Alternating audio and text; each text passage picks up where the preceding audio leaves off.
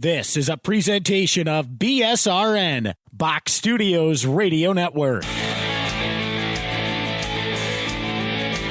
The Power Play Post Show is on the air, covering minor league hockey since 2003, and now covering the Binghamton Black Bears with news, reactions, and in-depth interviews only heard here. And now from the Box Studios in Kirkwood, New York, here is your host of the Power Play Post Show, Bob Howard. And hello, everybody. Welcome to another edition of the Power Play Post Show. This is the show for February 1st, 2024. This is season 13, episode number 19, and number 404 in the long-running podcast that is the Power Play Post Show. I am your host, Bob Howard. Welcome to another edition of the show. We got a great show planned for you. We got a great weekend planned for you. To be perfectly honest, not only just this show, but the weekend wrap-up show is going to have some really cool stuff with it as well. We'll talk about that a little bit later on in this show, but let's get right into this. All right, the Power Play Post Show is on Spotify, Apple Podcasts, Google Podcasts, Amazon Music, and iHeartRadio.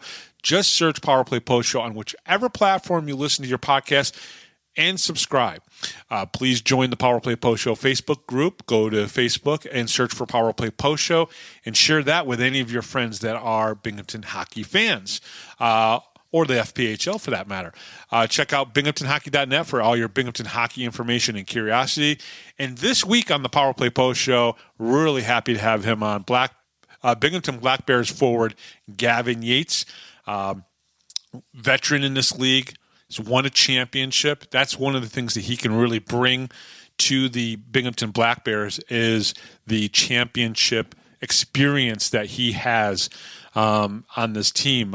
Played with Tyler Jurich on that team, which is pretty cool. John Scully, who's still in the league, was on that Watertown Wolves team that won a championship.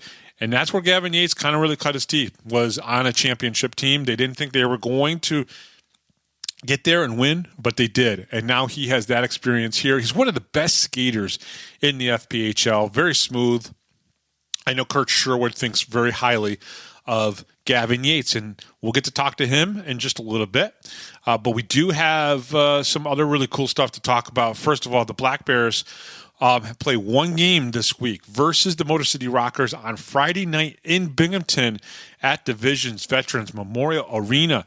Now, everybody remembers that first game this season that they played against the Motor City Rockers. The last game, they beat them 8-1 on January 6th. Trevor Babin was suspended for this game. He actually had a 3-game suspension that I think he was working off, or maybe 4 games. So he did not play in this game. He was not the goaltender of record. So no Trevor Babin, but I do expect to see him on Friday. And I'll tell why. I really think it's important that regardless of what's going on, Trevor Babin needs to play in the game tomorrow against the Binghamton Black Bears, or Friday tonight, whenever you're listening to this. I know we're coming to you a little bit later than normal. Jake Schultz scored 2 goals in that first game against them on January 6th. One of those goals was on the power play.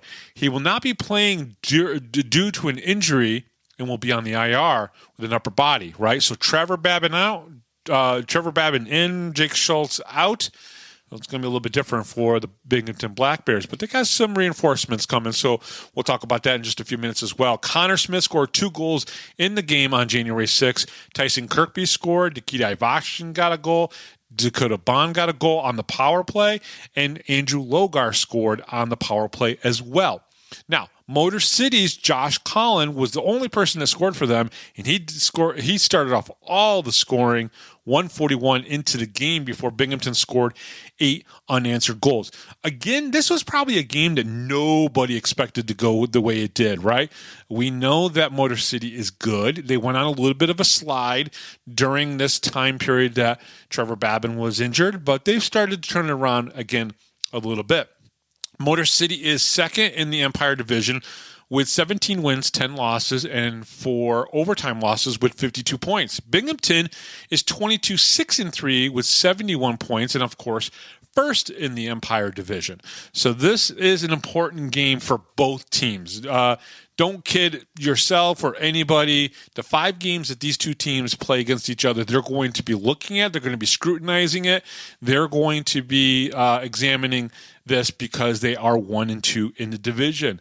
Motor City, goals for. They have 118 goals that they've scored so far going into tomorrow night's game or Friday night's game.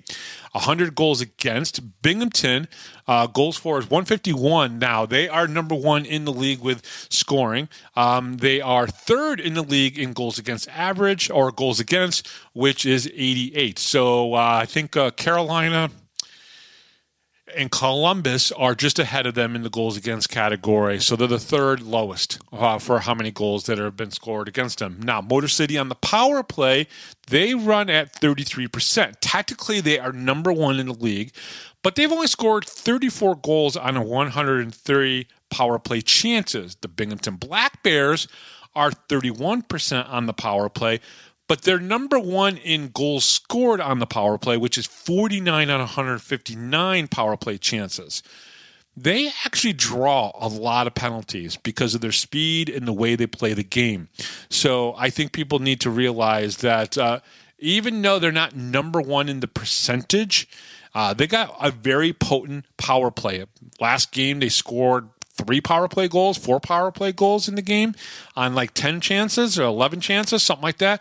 It's pretty crazy how good Binghamton is on the power play. Now, on the penalty kill, they are very similar. Motor City, 83% on the penalty kill, and Binghamton, 85% on the penalty kill.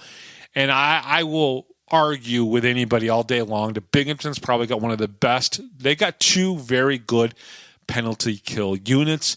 And just without a doubt, Binghamton, with as many penalty kills as they've had to kill this year, being at 85%, they're doing a very good job. Now, the big change for this upcoming game, Trevor Babin.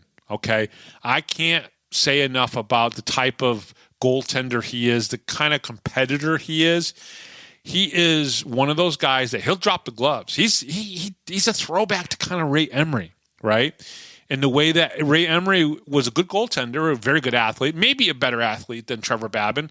I'm not going to, say that Trevor Babin's on the same level as Ray Emery, but the competitive spirit is the same. Okay, so Trevor Babin, whether he's playing here or playing in the SPHL, or if he ever gets a chance in the ECHL, Trevor Babin is he's a competitor. He's one of those guys that I think you could put anywhere, and he's going to make good plays, big plays, but he'll also drop the gloves as he needs to. And I think that's really important. I think any team that he's on, they're a better team because he's on it. Okay, the last 3 games between these two teams, start next week in Fraser, Michigan, right? So this is game 2 of 5 games that they're going to play this season, okay?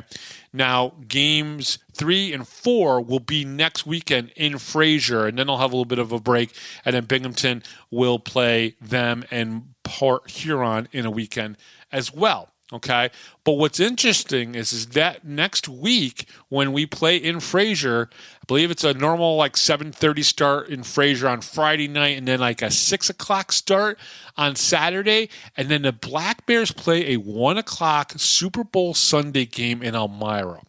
So these next 4 games are going to be very interesting because Motor City is not going to want to come in on Friday night here in Binghamton and lose again, right? They already lost once. It was maybe an embarrassing win to some of those players. Everybody's got pride, and the coaching staff and everybody was like, crap, we lost 8-1. Our goaltender wasn't there because he was suspended. Things just didn't go our way. And they're not going to want to come into Binghamton again and lose, right? Because this is a matchup that is going to matter in the playoffs, right? More than likely, they're both going to be hosting a first-round matchup against either Danbury or Watertown, depending on how that shakes out. And you never know, Danbury might actually overtake Motor City if possible. So there's going to be some sort of matchup that could potentially happen in the second round between Binghamton and Motor City. So you are playing these 5 games against each other to determine where you truly stand because you may be playing against each other. So without a doubt, you can play 18 games against Danbury. And at some point, you just want to not play Danbury no more. Whether you're the coach, Brant Sherwood, whether you're the captain, Tyson Kirby, or even down to Tommy Ray. At some point, you're going to be like, I just don't want to see the hat tricks anymore. And the hat tricks are thinking the same exact thing. We don't want to see Binghamton no more, right? So when you break things down like this and you take a look at it, these games, though, against Motor City, when it's only 5 games versus 18 games against each other, every single one of those games matters. And if you ask somebody on the team and they say they don't, they're kidding themselves. Motor City being in second place in this division, these 5 games against them, the game that we already played and won 8-1, and the 4 games that are coming up, without a doubt, these are important games to this team. And it's also equally as important to Motor City because they've already lost one, and they want to see what they can do in Binghamton.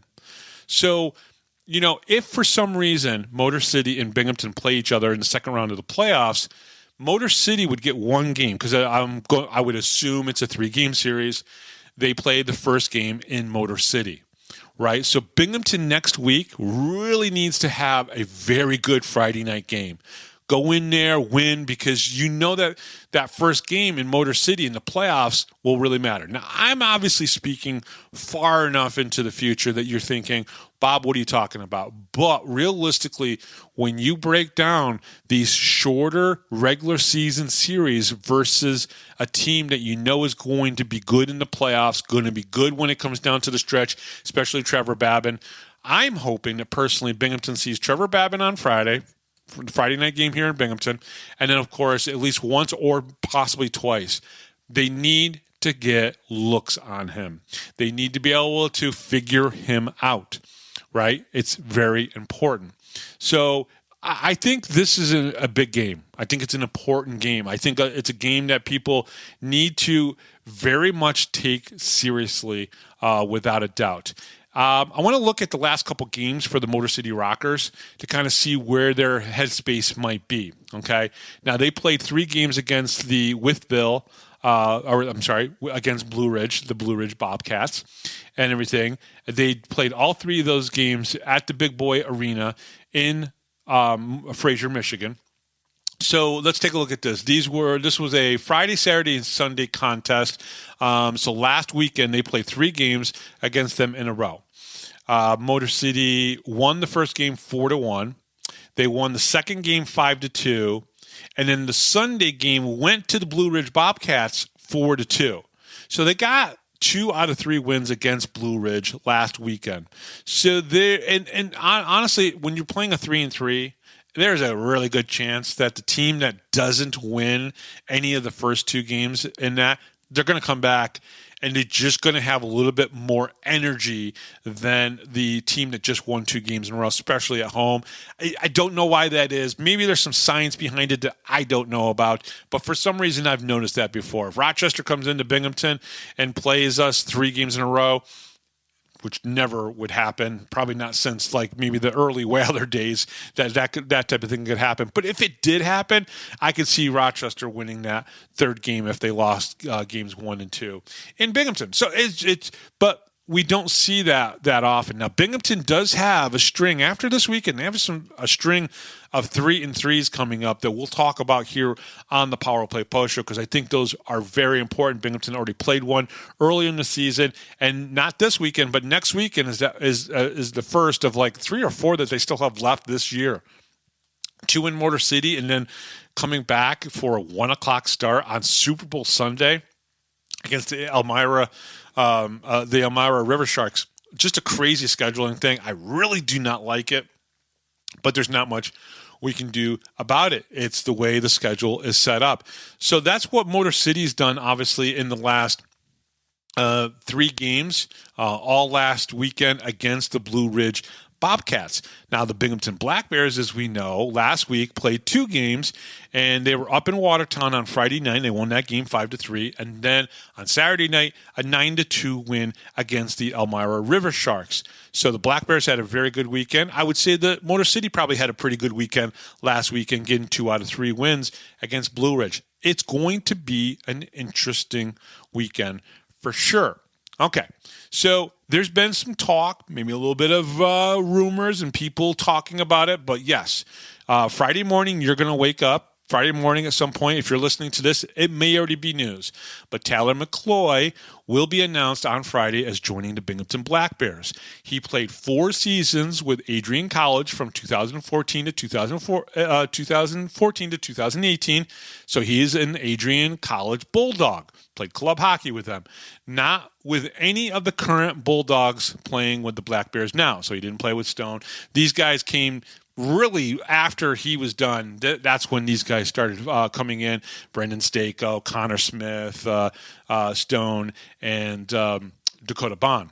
All right, the last 4 seasons, though, he played with the SPHL's Fayetteville Marksmen, amassing 60 goals, 78 assists, and 182 in 182 games played. He was also the marksman captain last season. He is somebody that obviously is going to bring some leadership to this team. Now, why is this important? I was told earlier in the week that there were a couple players that are a little banged up. So you might see somebody not play on Friday night in Binghamton, and you're going to be asking why. Well, there are a couple players that are banged up. That's all the information that was given to me, to be perfectly honest. There's a couple players banged up.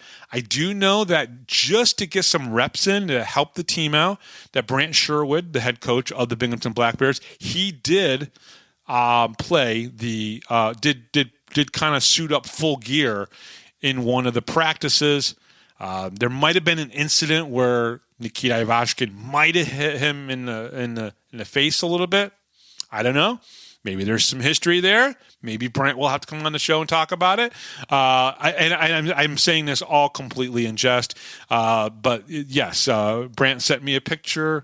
I will not share the picture. It was kind of funny, kind of humorous.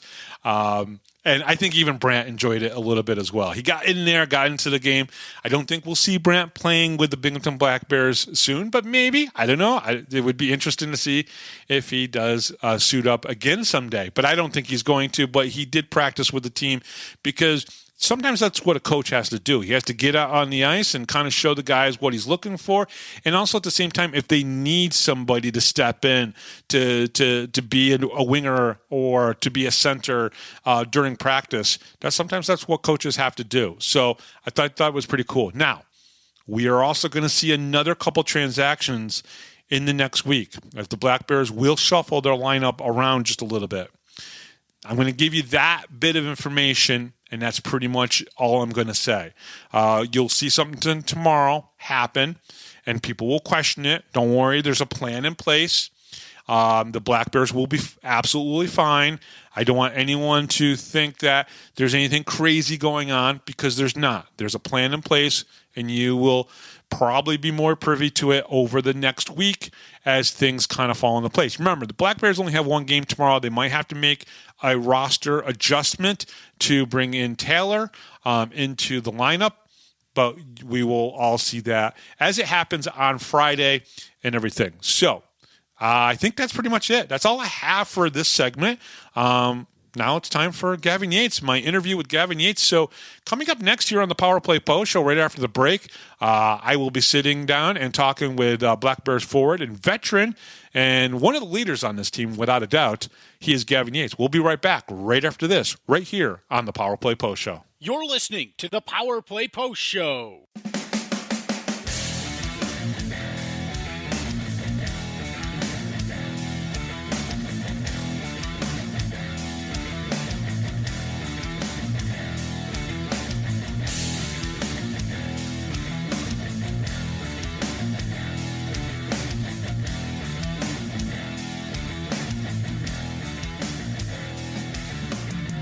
Here is another Power Play Post Show interview exclusive with Bob Howard.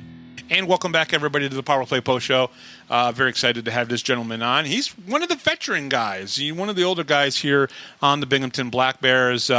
He comes to us, obviously, from Binghamton, and he is forward Gavin Yates. Gavin, welcome to the show. Thank you very much for coming on. And like I said, out of all the guys that I've had on the show, you're one of the older guys and everything. A mid-'90s born player and everything, coming from Massachusetts and whatnot. Thank you very much for coming on the show.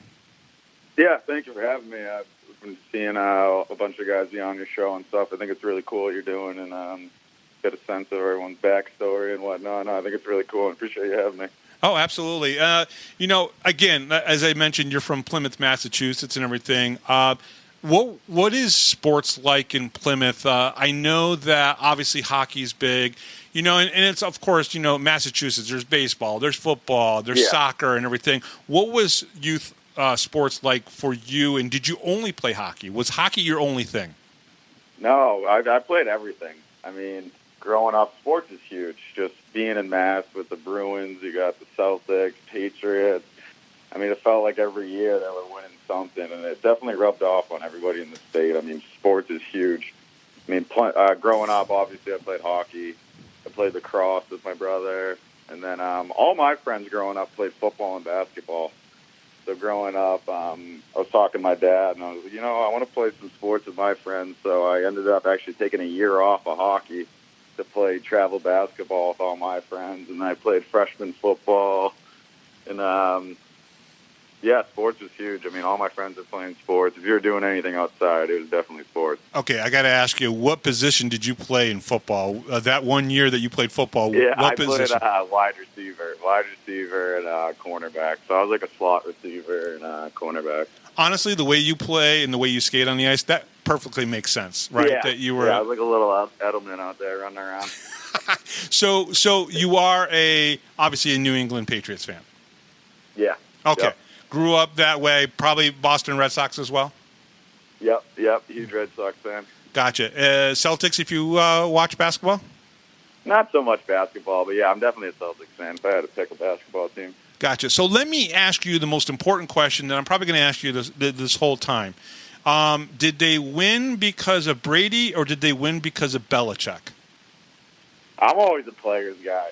I don't think the coach is winning much, so I'm all for Brady. Okay, so I think without Brady, we're not winning anything. So Coach Sherwood, I know you listen to this show every single week. Basically, what Gavin is saying is that it's because of the players on the ice, not because of your coaching. Got it. Now, Coach Sherwood, there's a little play that goes into it, but I think to play at that level for that long, I mean, it's got to go to Brady, right? Oh, yeah, absolutely. And, of course, I know I'm getting you in trouble a little bit with Coach Sherwood, but he's great. Brant's awesome and everything, and he'll probably get a kick out of that comment and stuff. I found it interesting that when Brady left, the Patriots definitely struggled, and when he went to Tampa Bay, look at what Tampa Bay's now done in the last 4 years since his time being there. So it really does make sense. But is it that the fact that Brady was a part of a good system that Belichick put into place, and that's important? That's the thing, too. I mean, it could be that where he put him in a position to win, but, I mean, I don't think we'll ever find out. No, that's fair. I think we did learn a little bit about that dynamic a little bit. Let's talk a little bit about it. Youth hockey, what's it like in Massachusetts? I know about prep school hockey. I know how huge that is and how important that is and everything. But what about a little bit younger than that? What's youth hockey like in Massachusetts? It started, I mean, a lot of kids, like, growing up my dad's age, and even, like, when my sister played, she was a little bit older, but everyone played for their town growing up. Sure. That was the standard. It was based off your town. If your town's good, like, you're good at hockey and stuff like that, even at my brother's age. But then when I got older, it was nobody's playing for their town. Everyone's traveling. There's so much hockey out there. So, I mean, it got to the point where all the good players were never even playing for their towns. Wow. So, I mean, I think youth programs, town programs kind of died out, and, like, the whole AAA era took over where kids are traveling now to play hockey. And for you, how did that affect, was it more travel for you then when you were young? Yeah, my first travel team, I played for the St. Moritz Devils at UMass Boston, and I lived in Plymouth at the time. And thank God one of my best friends was on the team too, so we could kind of carpool back and forth. But Right.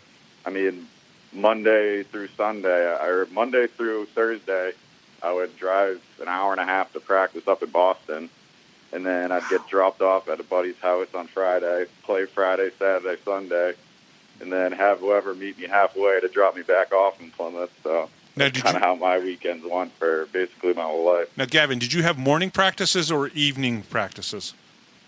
We had evening practices, so it'd be at after school. Gotcha. Yeah. Some of the stuff that I did when I was in youth hockey, it was morning practices. So we'd be getting up at 4:30 in the morning. Oh yeah, and then 2 hours of a practice or an hour and a half of practice, and then you're going and hitting school. Boy, that was we the worst. We did that in high school. Yeah, we had practices before school. Oh. But I don't think at that age you could pull it off with everyone traveling and stuff. It was horrible. Yeah. I got to be honest with you. We used to go to school absolutely reeking like hockey stuff. Oh yeah, yes, and that definitely happened. Without you don't get the smell off your hands after one shower, that's for sure. No, you certainly do not. And I used to remember taking my my big hockey bag into school sometimes for other things, and I'd pull out a book and it'd be like, man, that reeks. Holy crap, do I stink, and everything. So it's making sure the person next to you doesn't give you a funny look or something. It's so true. And you've been in New York State long enough.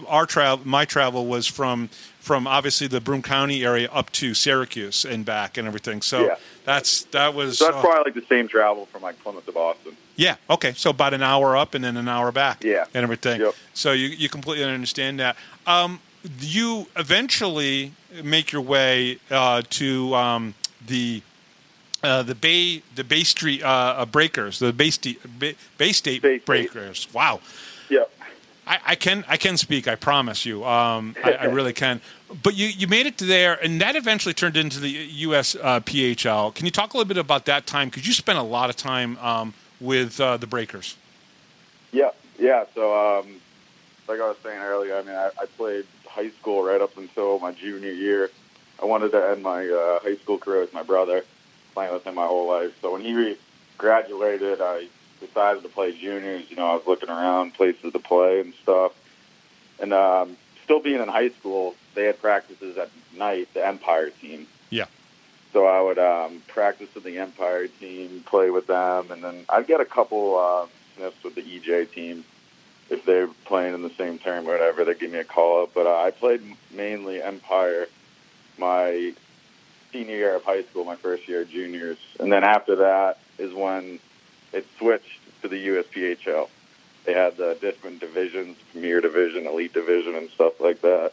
So my first year, I was in that Premier Division, which was it was legit hockey. You know, I think 60% of the kids were committed D1, something like that. So I think there was 6 teams, top 6 teams from the EJ went to the Premier Division. It was really good hockey. And what did you learn about your game? What did you have to improve on playing against guys who eventually were going to play D1 hockey? That other guys have skill. Other guys can skate. Other guys can score. You know, being in a small town high school, you think you're the best player in the world. Yeah. You know, and then you go play against these guys, getting like NHL looks, and you realize how talented people are. You know. Yeah. You can't just rely on your skating. You know, I had to teach myself how to shoot, stuff like that. You know, like little stuff. But you realize you're not the best player when you start playing at those high levels. Now, you played most of your time with Bay State, and then you eventually went to South Shore for a season. Why the change there? Bay State actually ended up getting sold to Syracuse. Oh. So my second year, we lost in playoffs, and then the owner came in and said, yeah, this is our last season as a Premier team. So basically, we all have to jump ship and find somewhere to go. And a couple of guys stayed with the Syracuse team, but Syracuse being so close to me, and they were a better program anyway, so it was just a good fit. And from there, you go and you go to SUNY Plattsburgh. Talk a little bit about that transition for you. Did you get scouted to go there, or did you reach out to them? Yeah, so my juniors coach at South Shore was Scott Harlow. He's a scout for the Oilers, Edmonton. He went to BC when years ago. I forget what year it was, but one of his teammates was a head coach at SUNY. Mm-hmm. So they were friends at BC in years and past, and I guess he told him about me. He came and watched the game. He liked my game. And, it turned out from there. I went for a visit. I saw the rink. I fell in love with the rink, and, I wanted to go there. It's a really nice rink. It really is. It's funny how here in Binghamton we have a club team, and that club team has done well in the last year or so and everything. Yeah. But realistically, I think for Binghamton to get that D1 school hockey team that they have been talking about the last couple of years, they need to build a rink. They need to have their own rink, and not and really it's hard because you can't really share. I think a college rink with with a pro team, and the prime example of that is in Lowell, Massachusetts. They have a beautiful rink there, but it's owned by the college. And when they had the Lowell Devils and the Lowell Lock Monsters there was just so much problems between the college and the pro teams trying to get ice time. Who sells the advertising? Yeah. Oh, it's just a crazy mess. So I think if SUNY Binghamton, and you probably can speak on this for just a little bit because you were part of SUNY Plattsburgh, were to ever get a D1 school, they would really have to have their own rink. Yeah. It sells people so quick. You're interested in a player, player's interested in you. You bring them out there and you show them a beautiful top-of-the-line rink, they're just going to be like, they'll fall in love with it. Right. Yeah, without a doubt. So how different was the play in D3 hockey versus what you were doing in junior hockey?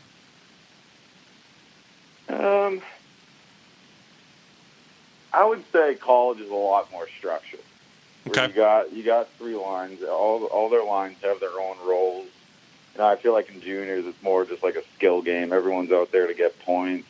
When you get to college, you're at your spot. Like you get your role and you kind of play your role all 4 years. Everyone figures out their role by college. But I feel like juniors, it's more like, I don't want to say men's league, but it's less structured. Mm-hmm. Gotcha. Talk about joining or going pro. Why only one season with SUNY before going pro? Well, my family owned a restaurant back on Cape Cod, so me and my brother were kind of debating on taking it over, and we were going to take it over for a while, and we decided not to. So then I got back into hockey. But it originally started out in Fayetteville. I got a call one day from their head coach down there, and he said that my juniors coach recommended me. I haven't talked to him in years. He said they recommended me. Would I like to go down there? So I got the call, and I was sold. I was like, yeah, I'll be right down. So I went down there. Yeah, 5 games with Fayetteville before obviously joining up with the Watertown Wolves. Was there a conversation that happened to get you to the Wolves? I was kind of just reaching out to players I knew that played in the league, where they played, where it's good, where it's bad, and I think most of the people just said Watertown's a good spot. And they had an opening, and I reached out to the coach, and it worked out. Yeah, and what's interesting is some of the players that you played on there, Binghamton fans would be kind of familiar with that team. Tyler George was on that team. Kyle Powell was on that team. John Scully, who's still playing in the league now, he was on that team. How special was that team, Gavin? Because obviously you guys went to win the Cup. We just had a great group of guys. It's so easy in this league to just get sucked into all like the bull crap going on. Everyone gets a negative attitude, but on that, we just had such a close group of guys where we could have played all summer. We were just having fun with it. And I feel like a lot of these teams towards the end of the year, like, just look to the off season, tend to fizzle out. But I mean, we just had such a good group where we could have played all summer. Nothing really fazed us. We just wanted to play hockey and have fun. When did you guys know that you had a team good enough to win the championship? I don't think I ever did, honestly. Because I remember me and Jarrett would always say, like, oh, we stink and, like, we'll never win. But, I honestly don't think I ever had that thought of, oh, we're going to win the whole thing, But it did happen, and what did that do for your confidence as a player, knowing that you guys were your champions, and it was really your first season turned pro? Yeah, I went a long way, to sit back and just be like, oh, it all works, Mm-hmm. We won the championship. We had a great year. It was kind of relieving, just like it all worked out. It was an awesome first year of hockey. I had so much fun, and it really was awesome. You just look back and be like, yeah, it all worked out, and it was awesome. What about what is Watertown like as a hockey town? What kind of what are the fans like? I know it's a smaller rink and everything, maybe a community size ice rink and everything. But what is Watertown like when it comes to the fans, the support that you guys got? Yeah, the fans are awesome. We had a bunch of fans that we go over there. We'd have dinner with them once a week. There's a couple of families that we do that with, and all of us would be happy to go over there. There's a lot of good people out there. They have the whole military community. Mm-hmm. We were basically living in the same apartment complex with the military guys. Oh, wow. So we'd see them out there. They wave to us. We'd wave to them and stuff like that. So it really is a great community. They love hockey out there. They understand the game and stuff like that. So it was really cool. Now, I find it interesting that you've played in Watertown, you've played in Elmira, and now Binghamton. So you've basically hit three of the. I'm a New York local now. Yeah, you kind of are and everything because you spent so much time in New York. And what are the okay? So before we talk about Elmira and we'll talk about Binghamton here and everything, what is the difference between Massachusetts and New York? I don't mean political. I don't mean any of that kind of stuff. But I don't think much, honestly. Really? That's why I like it so much. Really? Yeah, there's no really adjustment. I mean, all the people you meet here are kind of the same way, like blue-collar, hard-working guys and stuff like that. So I think it's kind of the same thing. That's why I like it so much. I don't feel too far from home. Gotcha. Where you go to a place like Knoxville and it's completely different, It is different. Okay, gotcha. Because you obviously you've played with with the Pensacola, you've played with Knoxville and everything, and Fayetteville in the SP. So those cities are a lot different than playing in Massachusetts or New York, from your opinion. Yeah, for sure. I think from like a fan perspective, it's up here. People understand the game. They watch the game. They know who's good and stuff. But when you go down there, it's kind of just like beat the hell out of each other, like down south mentality. So they're looking for the fights more so than the hockey. Oh yeah, down south, 100%. I mean, a lot. It's kind of new. It's kind of new to that whole area down there. Sure. So they don't really know much about hockey other than fights. It's difficult. Which is, not a bad thing, but no, I get it. Well, listen, I mean, I've been here for 50 years and been going to hockey games since probably 1979, and I still enjoy a good fight, right? Yeah, no, 100%. But I also can see the difference. You understand the X and O's behind it and stuff like that. Yeah, I know what icing is, so that helps and everything. Okay, so Elmira, a couple seasons there, not many games there, but a little bit. Elmira has been the sister city to Binghamton for a very long time, and they've had hockey since about 2000, where we got hockey in 1973 and started the whole Dusters, the slap shot era, and everything like that.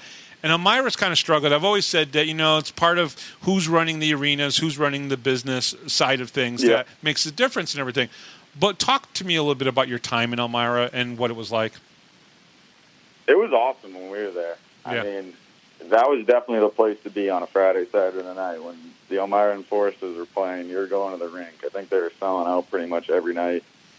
And I loved it there. We had a great team. That's when Clarkey was coaching. We had the legend, the Foos, on the team. Yeah.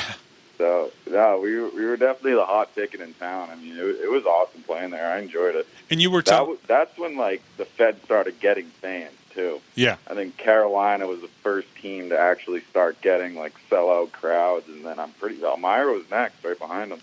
Right. And then what's interesting about that is we were talking off air a little bit about Robbie Nichols and how important he was to the fans and even to the organization there to build, hockey up and everything. Can you just talk to everybody a little bit about your relationship with Robbie Nichols and how when you walked around, you knew that he was a big thing there? Yeah.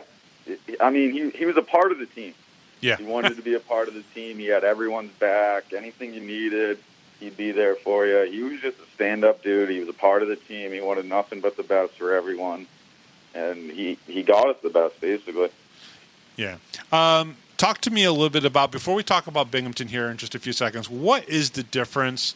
What would you perceive the difference is between the SPHL and the FPHL?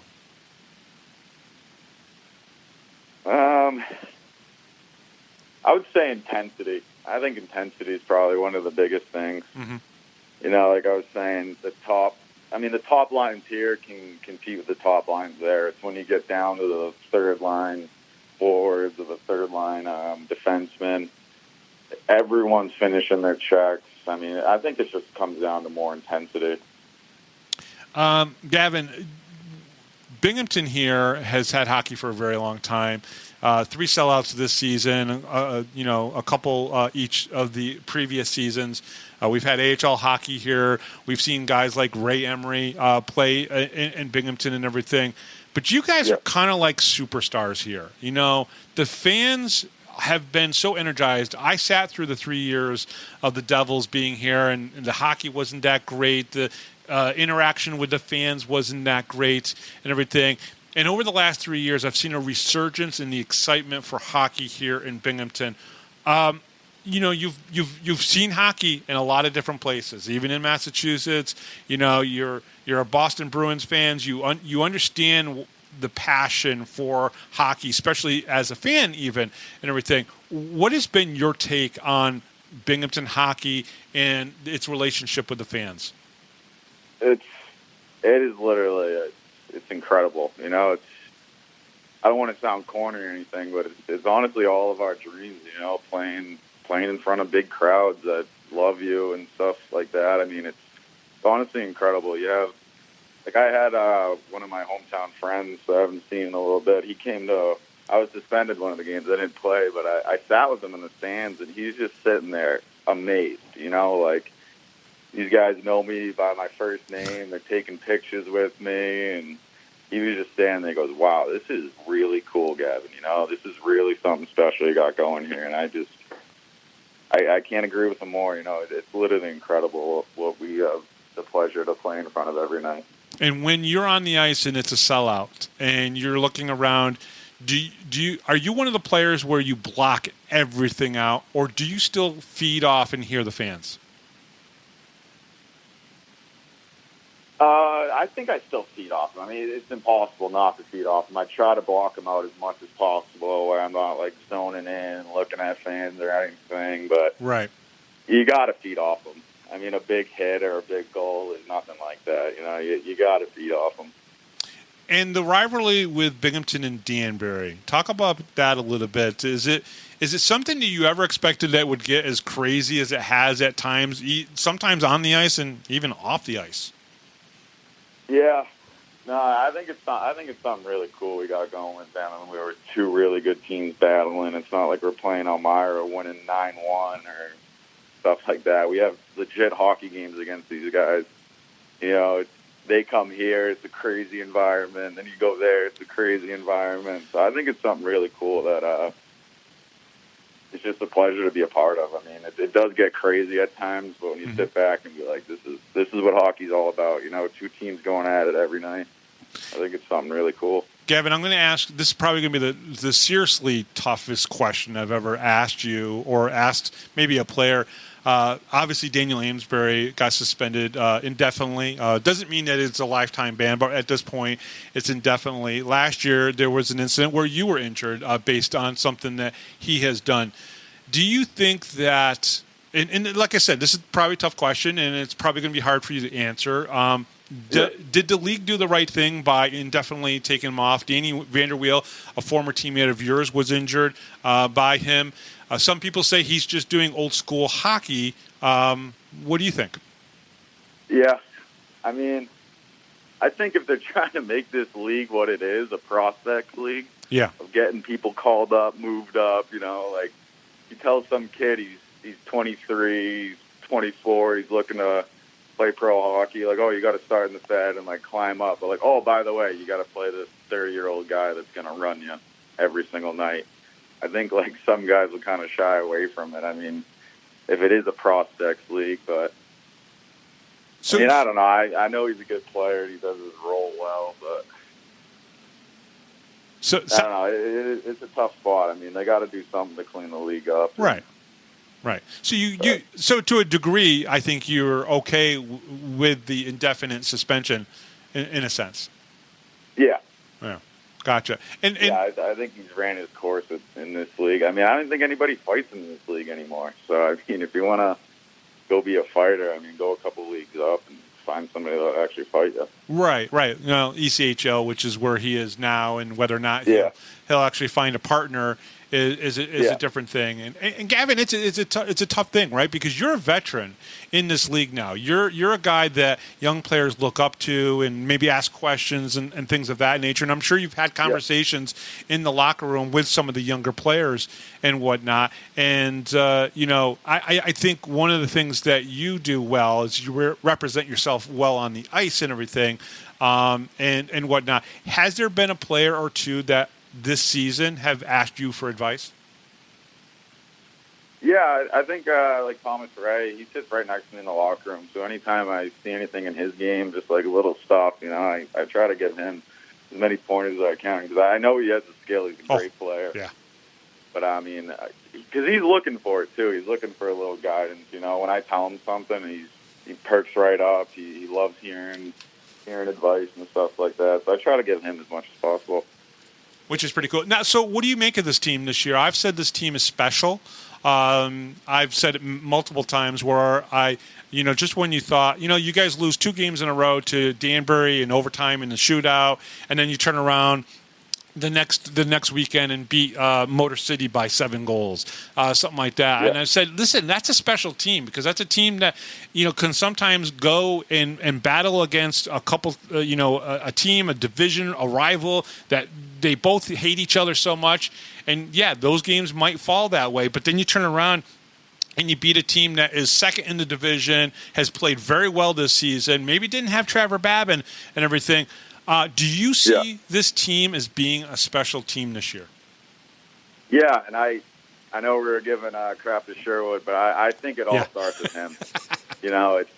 Everyone's following his lead day in and day out. He comes to the rink every day with a plan on how to get better, how to be better, and I think everyone just follows his lead. What he does for this team is incredible, and it starts with Andreas too, and those 2 guys, I think everyone follows their lead, and I cannot say enough good things about Sherwood. I think what he brings to that rink every day is unmatched in this league. You won't find it anywhere, and I think whatever he says, we take it, and I think when he says battle, we'll go to war for him. So let me. I think it definitely starts with him. Jesse Anderson has played forward and defense. Donald Oliveira has played forward and defense. Connor McAnanama skated a shift. Somehow got an assist on an amazing goal by somebody. And so guys have just done anything that he's asked. Why is that? Listen, I've talked to him multiple times, and I've had great conversations with Coach Sherwood on this show and just in person in general. Can you tell me from a player's perspective, somebody who's played, the last 4 or 5, 6 seasons pro and everything, what is it about Sherwood? Because I think you guys are probably only a few years apart in age anyways. Yeah, it kind of comes down to like one of your peers just telling you good job, one of your best friends or like one of your brothers just telling you good job. You come to the locker or come to the bench after a nice goal or a nice shift. He's there smiling, saying good job. It's just a good feeling. You want to work for people that put out for you and stuff like that. So I think that's where it comes from. Now, let's be honest. Everybody on this team knows who Tucker is. Is Tucker really in charge? Is he really the person pulling the strings here? He might be. I don't know. Oh, that's funny. Every time I see him, there's Tucker. And Tucker's a great dog and everything. Yeah, he's a good dog. What is the goal this season for you and for this team? To win a championship. I mean, I think we've been kind of barking at the door. I think this is our year to get home ice. I think we got to win a championship this year. What about for you? What's your personal goal this year? to win a championship, be a part of a good team, be a part of something, you know. So if you're a two-time champion in this league, you know, being that you are 28 years old and you're going to be at the end of this season be turning 29, is there the thought? Is there ever the thought that, hey, I can go play in the ECHL? Is there a thought to play in a higher league, or if there's a good situation to come back next year to Binghamton, will you do that? Yeah, well, I mean, I think I found out this year. I don't think there's a better spot for me than Binghamton right now. Yeah. Yeah, I love it here. I got a great place here and everything like that. So, I mean, I don't want it to be a negative thing, but I think Binghamton's my spot, and I really love it here. No, that's a good thing. And like you said before, you talked about how some guys, in some cases, feel that it's negative to play, not just in Binghamton, but just in the Fed as it is and everything. But the Fed is growing, and it's changing, and it's trying to evolve and become a premier type of single-A hockey type of league and everything. You've seen it change, you know, with the amount of time that you've been here and stuff. And just even seeing like a guy like Tyler Jurich go from being one of the most prolific scorers in this league to now being a coach, I think is also an important thing for this league as well.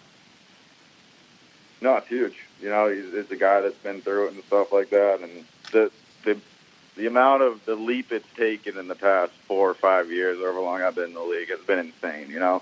From teams folding, we had to like play men's league teams on weekends, to now we're playing in front of sold-out crowds, 4,000 people every night. It really is crazy. This weekend, obviously one game against Motor City. Do you guys prepare any different because it's only one game? Or can you just spend more time, you know, either talking about the Rockers? Trevor Babin is probably going to play, which he didn't play the last game. He's obviously a very good goalie in this league and everything. What was the preparation like going into tomorrow's game? Yeah, nothing really changed. I mean, we know that Babin's back in the net, so I think we did some more like net front stuff, tipping pucks, and make sure you're really staying net front on him and stuff like that. But no, nothing really changed. Is anybody going to run him? Because I really want to see him drop the gloves tomorrow. I don't know. I heard Wally might. Wally might. Okay, interesting. Yeah. We'll take note of that. Tomorrow night when I'm looking, I'm going to be seeing if Wally takes a couple runs at him. That'll be very interesting. Keep an eye on him. All right. Gavin, thank you very much for coming on the show. We really appreciate it. It's been a pleasure to get to know you and everything, and to get to talk to you. We really appreciate it. Yeah, thank you, Bob. I appreciate you having me on. This is really cool, man. Awesome, and we'll be right back right after this, right here on the Power Play Post Show.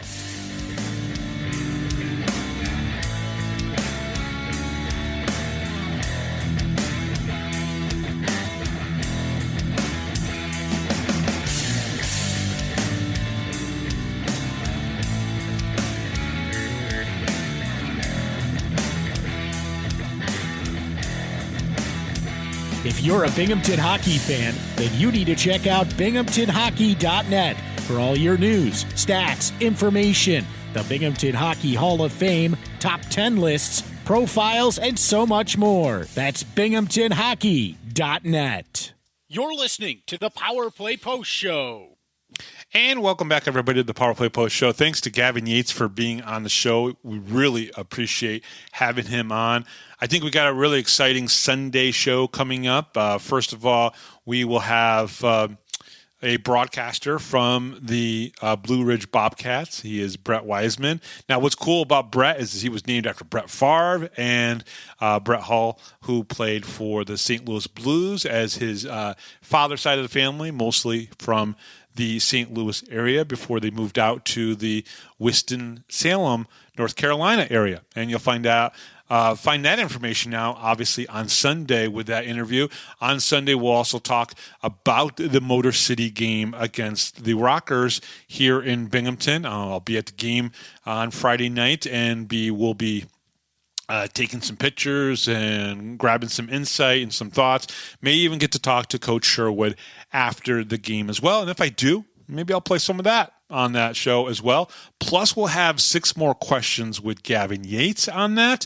So we got a pretty cool Sunday thing going on, and which will be very cool. I do want to bring up one thing and just kind of mention it here at the end, as I've got a couple more minutes just before I want to sign off and make this about an hour-long, perfect size show. The FPHL announced their awards at the end of the season. And for Binghamton fans, you'll take notice that Taylor Joseph was named the FPHL Goaltender of the Month for January, so which was pretty cool. Now, Joseph had a record of 3-0 with 5 goals against for a 1.67 goals against average and 88 saves for a let's just call it a 95% save percentage in 3 games, along with a shutout for the month. His best game was a shutout on January 6th against the Blue Ridge Bobcats, where he stopped all 31 shots on him. And so great job to Taylor Joseph. Congratulations to him. Glad that he was able to find and get into a new spot. Listen, I can tell you right now, Andreas loved Taylor Joseph, and so did Brant Sherwood. But there was a vision for this team here in Binghamton, and but good on him. Taylor Joseph is a really good, sound goaltender. You put some good defense in front of him, and you're going to make a serious run at whatever you want in this league and everything. And I think he's doing a pretty good job right now. So, he's playing for the Columbus River Dragons. So if you think about it, he's in a pretty good place there. One of the best teams in the league, without a doubt. And I think he'll be a key to them in the playoffs for sure, depending on how their goaltending situation all works out and everything. But he's obviously having a good season. So again, I want to thank everybody for listening. We'll have another show on Sunday. That one should be pretty much on time, sometime in the middle of the day. I'll get that broadcast out as well. And very good guest, obviously, with Brett Wiseman. I already recorded that interview with him. So you'll hear that on Sunday. 6 more questions with Gavin Yates as well. Possibly a little bit of a mini conversation with the head coach of the Binghamton Black Bears, Brant Sherwood. Have fun, everybody, this weekend. If you're going to any of the games around the FPHL, have fun, enjoy, and let's keep supporting, obviously, these teams here in the Federal Prospects Hockey League. I am Bob Howard. This is the Power Play Post Show. Thank you for listening.